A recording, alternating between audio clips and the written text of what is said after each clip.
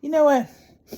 I spent the last year since the election really worried and scared about what was going to happen in this country.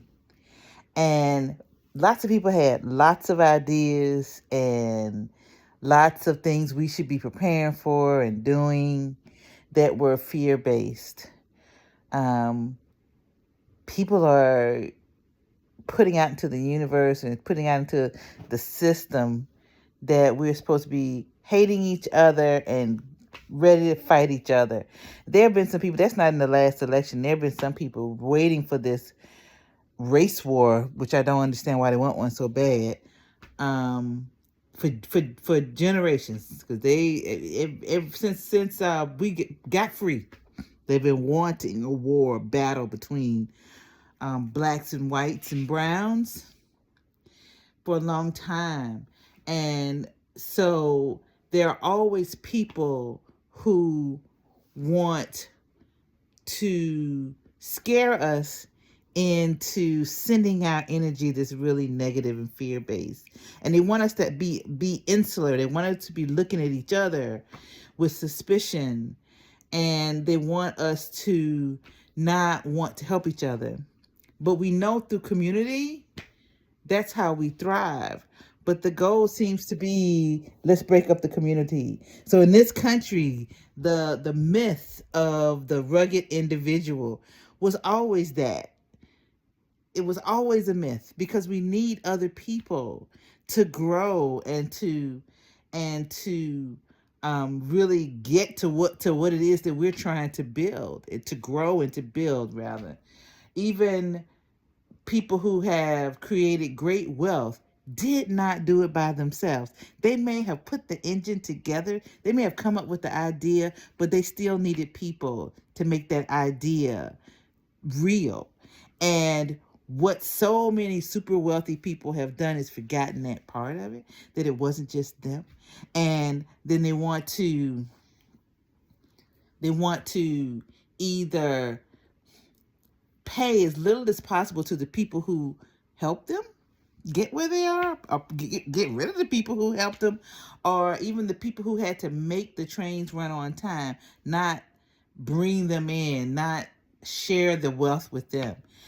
Large corporations, they exist in large part for so many of them because we provide the labor and we also provide the financial support. We buy the goods, and they've forgotten that. They think it's just them or their investors, and that's all that's important. And so it's gotten to a point where the wealth gap is so big that we got to stop looking at each other.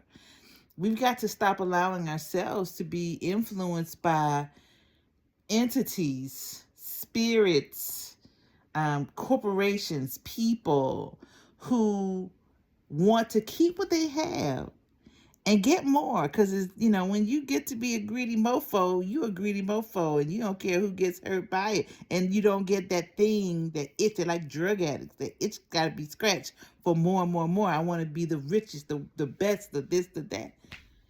And so they keep going when they have more than they can ever possibly even spend in their lives. Anyway, this is not about that. This is about us deciding not to be so susceptible to fear based messages. When we're afraid, we don't send out hope. We send out, I gotta protect myself. And if everybody around you is thinking they have to protect themselves, then what do you think is going to happen? We're going to create a situation where protection is what we got to do. And I don't want to shoot nobody. I don't want to get shot. And so we have the power to influence what's happening here. But we got to do it together. We can't just do it, one group of women, group of men, group of blacks, group of whites, group of browns, group of Asians, group of Native Americans. If I forgot any group, I'm sorry. But we can't just do it separately. We have to do it together. And we've been taught that the guns should be pointed at each other instead of at the people who really are the thieves, who really have been hurting us. And so anyway, I started out by talking about a year of looking at videos about zombies, zombie invasions, and how to protect yourself. Prepper folk, they are having their ascension right now because we're all looking at those. But oh my gosh, what are we saying? What are we creating? What are we building and growing? If we are all from fear, if all we think about is how to be afraid, why we ought to be afraid, as opposed to how do I figure out how to step it back into love, back into community. And I think that's really our only hope. We can take what has been built here over generations in ways that were evil, in ways that were amazing, but it's been built. And we're in the process now of tearing it all apart because other people are greedy and because they've convinced us we should be afraid. And I don't want that future for my family, for the children in my family.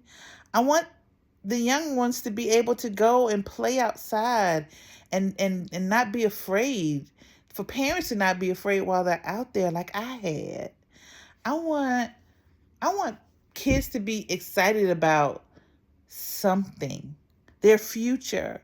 Young people I'm talking about who enter the job market and they can't find jobs where they're making money and they have to go live back at home, or they got to live 15-2 in an apartment. I want them to feel more hope for the future. And we've created something that doesn't feel hopeful. I think we can do better than this. This may be all a pie in the sky. It probably is. But I'm going to move forward from that perspective. And by that I mean, I'm going to transform my own life. I'm going to figure out, I'll spend this year, 2026, living in a way that's more aligned with how I want to live. And I want to see what that does for me. I want to see if that makes me, helps me move away from the doomsday videos or back towards it. I don't know. I want to live in a way that when I wake up in the morning, I'm like, damn, I get another shot at it. This is going to be exciting. Or how can I help? And not help and do for other people, but how can I help people get to, that's not right. How do I help people embrace their own,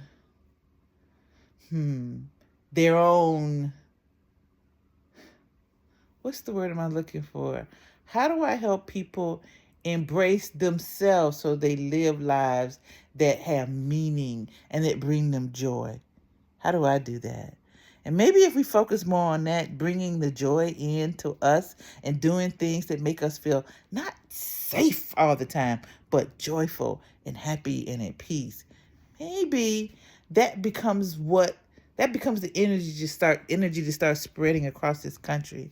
So we don't have to move towards this inevitable civil war that so many people want to have, that so many people think would be wonderful.